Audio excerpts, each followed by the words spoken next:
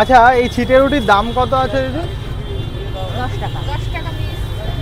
ওই ছিটে রুটির দাম 10 টাকা, তাই তো?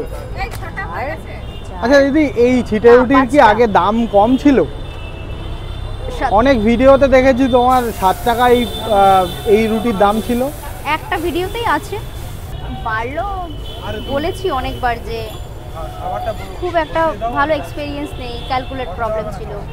তো আমার মনে হলো যে না, কোথাও একটুখানি লস হয়ে যাচ্ছিল। এটা হ্যাঁ, কোথাও একটু যে চালের গুঁড়ো দামটা অনেক বেশি, ঠিক আছে। নর্মাল তো আটা রুটি 5 টাকা করেই মানুষ খায়, তো আটা রুটির কিলো হচ্ছে 38-40 টাকা করে কিলো, তো এটা 60-70 টাকা করে কিলো, মানে ডবল।